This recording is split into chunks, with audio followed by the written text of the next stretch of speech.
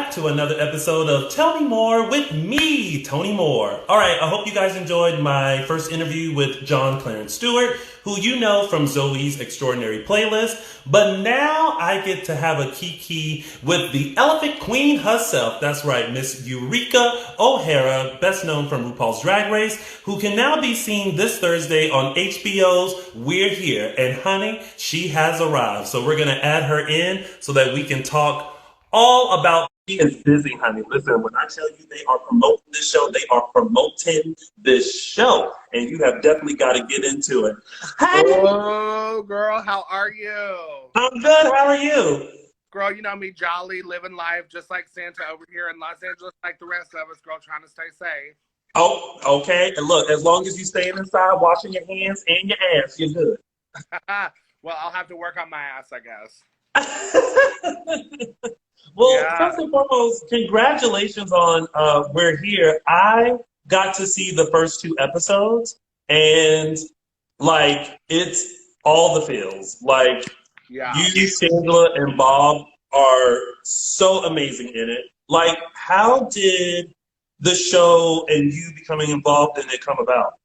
Honestly, I got hit up by an amazing entertainment lawyer, Stephen Warren, and his husband Johnny. I had lunch with them, and I remember we were. It was the dinner place at the Roosevelt Hotel, I think. And randomly, what caught my interest when I was walking in, I had worked with Zachary Quinto with them outlet before, and Zachary was walking out and like said hi, whatever.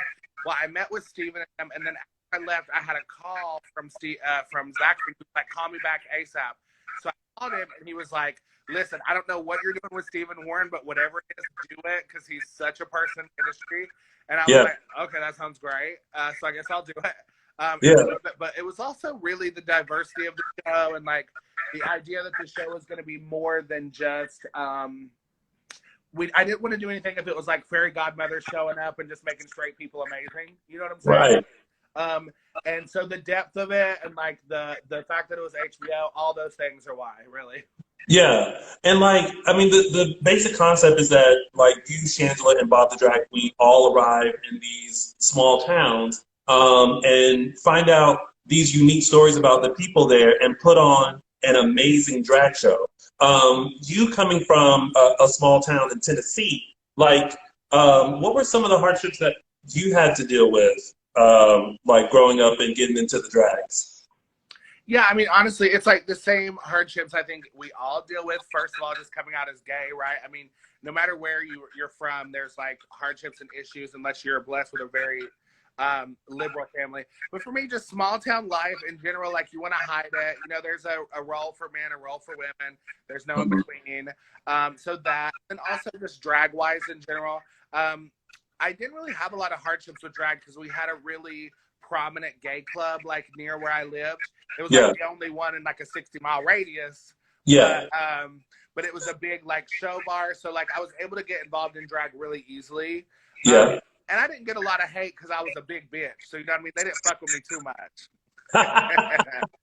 What do you enjoy most about drag, and what do you take from it? You know, like how does it evolve David into Eureka? Yeah, I mean, honestly, they're two. You know, I have found as I get older that they are two separate people. There's a lot of similarities, but people when they get to know me outside of drag learn that I'm not like people just expect me to always be this like loud, crazy, flamboyant character. And it's a huge part of who I am. It's a part of my extroverted personality. But I think David, myself, as a gender neutral person, is actually kind of introverted. I love to Netflix and chill. I like to sit and just talk with like one friend at a time. Like I'm a lot calmer outside of drag. So there's definitely just like it's just two different personalities, really. Yeah. Your time on Drag Race, because you were on season 9 and 10. Like, what did you learn about yourself during that time? I mean, I think season 9, it was hard to learn a lot because I was just so young and excited to just be anywhere. So it was just like, until I saw myself on TV, I didn't even realize that I was like loud or too much. I still don't think I'm too much. I think that we're all just different, you know, and some people click and some don't. But I learned that I just have to be my apologetic self versus wearing what people think. Yeah. And then 2, not overthinking how I act, because sometimes when you're trying to be careful about how you act and talk, it can come across unauthentic. You know what I'm saying? Yeah. So stop worrying about how you're acting and trying to calm yourself or trying to do too much. It's just about be yourself, and who's gonna love you is gonna love you, and who ain't. And then also, I think just Drag Race, but also being more cultured, like traveling, moving to a bigger city, stuff like that. I was able to learn a lot and grow in the sense of like knowing how to be around different types of people and understanding like cultures, also understanding like politically correct culture. Like East Tennessee is not that at all. You know, being aware. Also, like recycling. I learned what recycling was, and now I do that. You know, I learned what kale is. And I don't kale for it, bitch. So, listen, no one's trying to learn what kale is. Like, I didn't learn about kale till I moved here, and I was like, in my world, before I moved here, all you needed was butter and salt and pepper. Girl, yes, mama, yes, especially the pepper. Yes, yes. So one of the big things that I think people noticed about you were that you were just very confident in who you were, and you embraced your big girlness. Like, where does that confidence come from? It just comes from a lot of pain and being bullied a lot, and just finally deciding one day that like I wasn't gonna let people convince me that I wasn't sexy or that I wasn't enough or that I had to look a certain way to be a desired homosexual person. And that I had to fit a certain gender norm. It just comes from a lot of pain, honestly. Like you get to a breaking point where it's either you start hurting yourself worse and being more detrimental to yourself. And you know, I had a couple of suicidal moments in my life, and I made a decision and a conscious effort to be like, I refuse to live that life. I refuse to feel that way.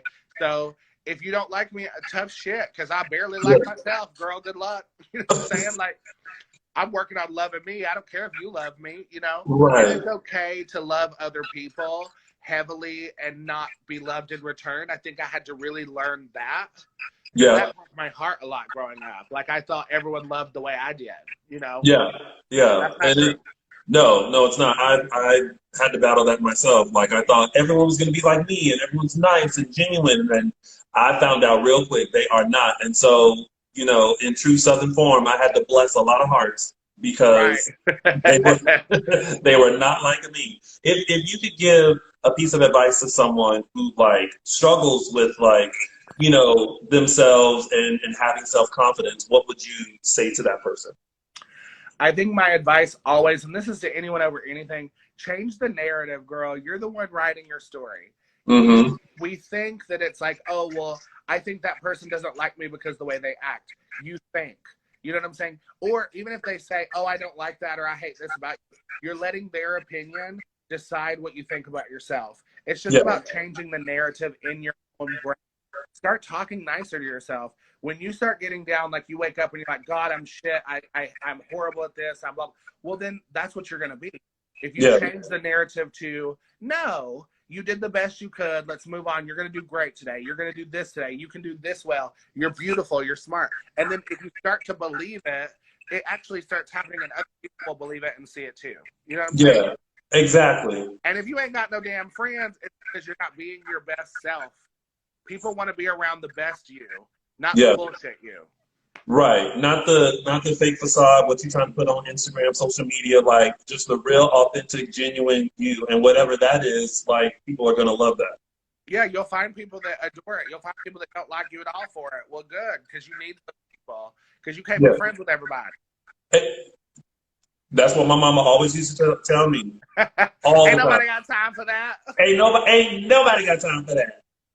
When you were shooting We're Here, and you're going into these towns that like may not have ever been exposed to drag or drag queen or anything like that, were you guys ever like nervous or scared or like going into it?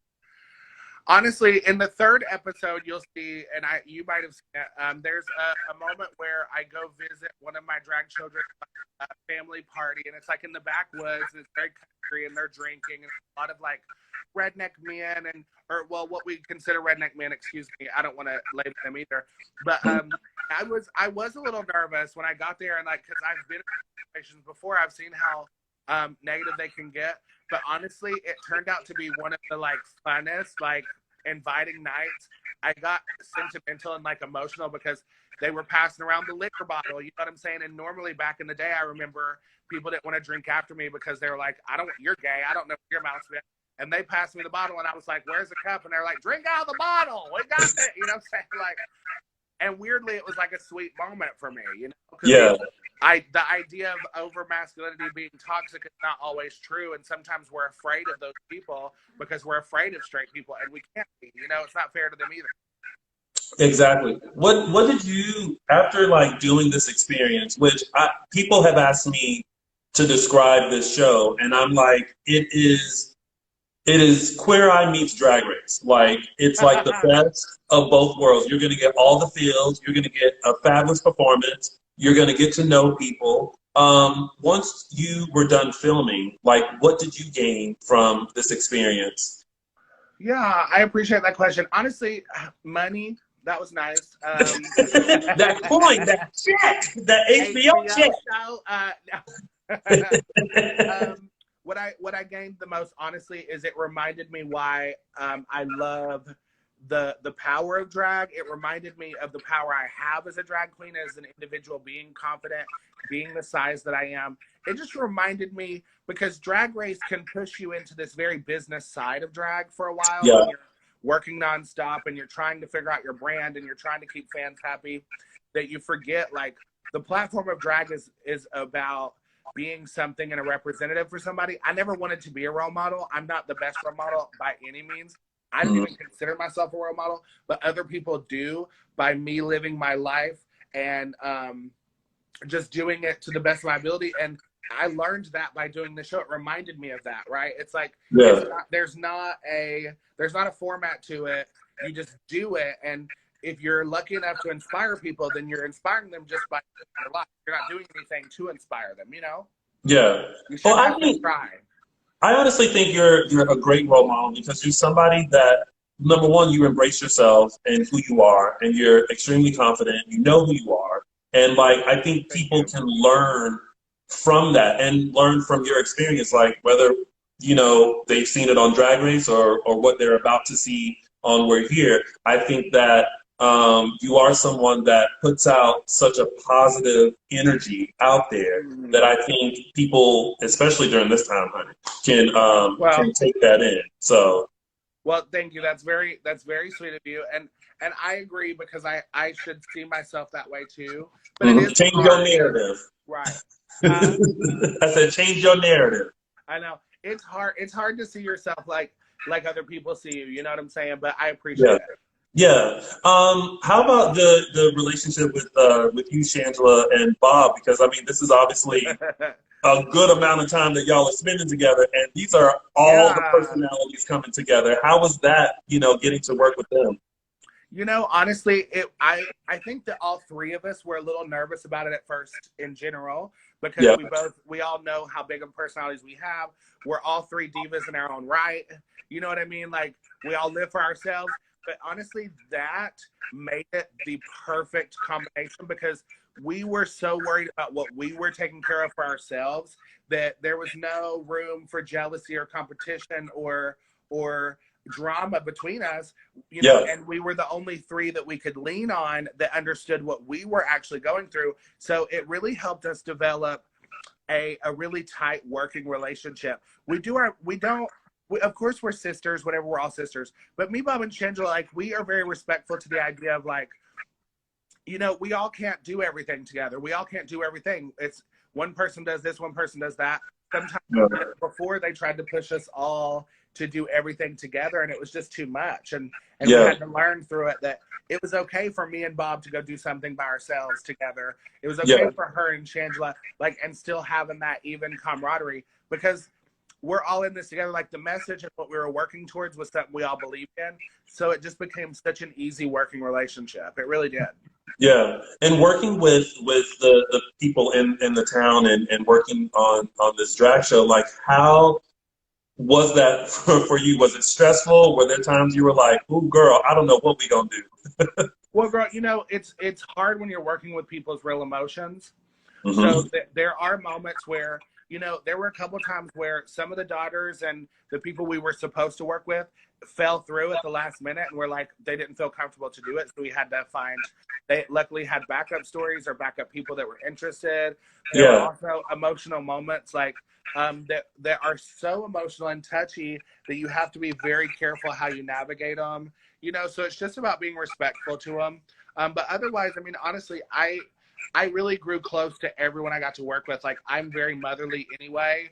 So I mean, they stuck with me. I'm like herpes, bitch. They ain't never gonna And you gonna pop up every now and then, like, boop, just checking in. Yes, honey. And ruin your day, bitch, because I'm be right there. But like this, and this is like literally exploded. Now you have like the 10-foot like poster on Sunset and in New York and everything like that. Like now seeing, you know, now that the show's been filmed, it's about to premiere. Like, have you had a moment to really take in like what this experience is for you and like what you're about to put out there? You know, I have really taken it in, I think, as much as I can, right, with the work, the prep, stuff like that. Mm-hmm. But I stay emotional. I'm just that person. I'm very blessed, and I had, you know, I don't know. I really took it in this last Saturday. It was the year since my mother had passed, and this last Saturday I just took the day off and like focused on calling and talking to my family and like listening to music she loved and stuff like that. And I kept getting so emotional, like just talking to her and thanking her almost. It was weird because it's like this gift that my mom gave my life to me. So I hope that like that energy and that power and that love that I'm feeling from it, the rest of the world gets too. Because I don't know. I mean, I guess I never really see the full reality of it until like the checks start coming in or something. You know what I'm saying? Like, and then I'm like, oh my God, what is this? What is my life? You know? Yeah. If she were here and she saw, you know, the show, what do you think she would have told you?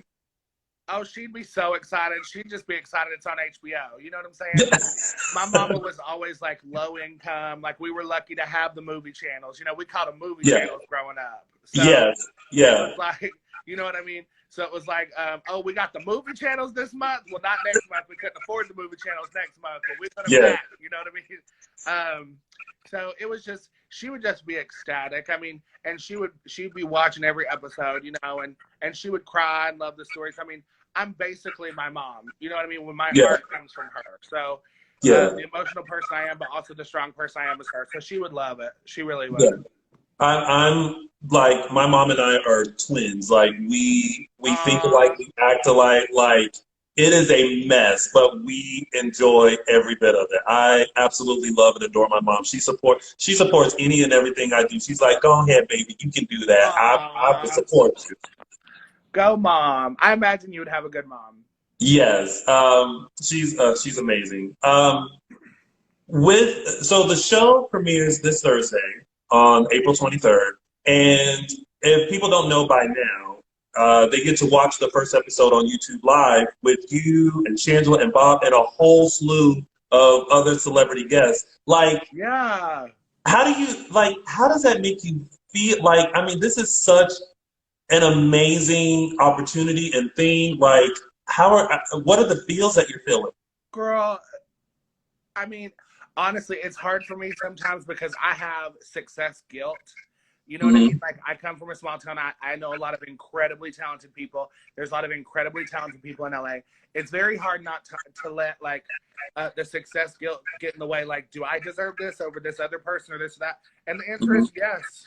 You absolutely. The universe wouldn't give it to me if I didn't deserve it. So I'm just trying to relish in it and enjoy it. And it's honestly keeping me healthy and going. So it's very that blessing. So, and aside from the show, you also have been doing stuff on your own. You've been doing music. You've been doing your Big Girl Problem show. Like, are we going to see more music, more episodes? Like, what else is coming up for Eureka? I mean, Big Girl Problems is out there, you know, all that jazz. I'm working on some stuff, but honestly, I'm just trying to give my heart and my focus to HBO and to this show, and that's really where I'm putting my heart right now because I feel like they've given me opportunity, so I want to give them my full attention, you know? Yeah. Otherwise, I'm just out here doing drag, Miss Thing. And, you know, I'm also a living homosexual person trying to get love and find it on the grinders and the scrubs, and I'm being that messy girl too. So, I'm gonna be y'all gonna see me on the apps and the .coms and your TV screen. Listen, now we ain't got nothing but time. So like, if you are single and ready to mingle with Eureka O'Hara, like go and find her, honey. You know do not message me. Tony is fibbing. Do not hit me up. I do not want none of y'all's attention. I am good alone right now. Trust me.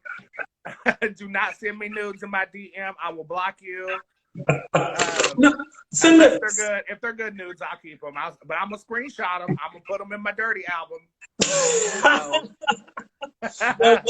But before I let you go, because I know that you have a limited amount of time, and like this week is busy for y'all. Like, I mean, this is premiere week, so y'all are doing everything. What do you want the audience to gain and feel from HBO's We're Here? Honestly, I just want them to feel seen. You know what I'm saying? I think that's what's going to be cool about the series. As they watch it, there's a lot of diversity in the story. A lot of people that aren't that haven't been presented in the drag realm on this level, whether it's trans, cisgendered people, queer, non-conforming people, heteronormative, all the above. We've got it all. We've got love, happiness. We're going to cry with you. You're going to be mad. You're going to be sad. You're going to feel everything. But just help us promote it and push it so we can keep making this queer content. I just want people to want more, honestly. Yeah. I want them to want more, girl. Yeah. Well, honey, let me tell you, after the 2 episodes that I saw, I definitely want more. Like, it was everything. And like, I'm going to spill this little secret. Everybody definitely need to watch episode 2 because the train that was a part of episode 2. Miss Thing. Everyone is obsessed with Clifton. They're just obsessed. Listen, I was sitting here like glued to the TV, like, okay. Come through, meaty tongue. Come on. Well, Eureka, I'm so happy for you, and you know I absolutely adore you, and like this show is going to be so good, and I'm so glad that you guys did this, and I can't wait for Thursday so that people can really get into it because it's about to be everything. So on and popping, and you make sure you accept your blessings and these checks because the universe is just going to continue open for you. So yes, Mama, yes, dear Lord, praise Jesus. Give everybody a check, honey. Stimulus check. Give a solid check. Stimulus to all the accounts. Thank you, Tony. I love the work you do. You have such a big smile and a good energy, and just keep it up, girl. Oh, thank you. I appreciate you. I love you too. You take care and stay safe, and please go wash your ass. All right. Well, if I have to, fine. God. Bye. All right, bye, Boo. All right, y'all. That was Eureka O'Hara. I absolutely adore her. Make sure you follow her and keep up with her at Eureka O'Hara. And also tune in this Thursday for HBO's We're Here. You can see the episode 1, the first episode, live on YouTube. So make sure you go and check it out with all the queens, Eureka, Shangela, Bob the Drag Queen, and a whole slew of celebrity guests. Thank you guys so much for tuning in to another episode of Tell Me More with me, Tony Moore. We'll see you back here in about an hour with my guest, dancer, and all-around amazing gal, James also. All right, we'll talk to you guys soon. Bye.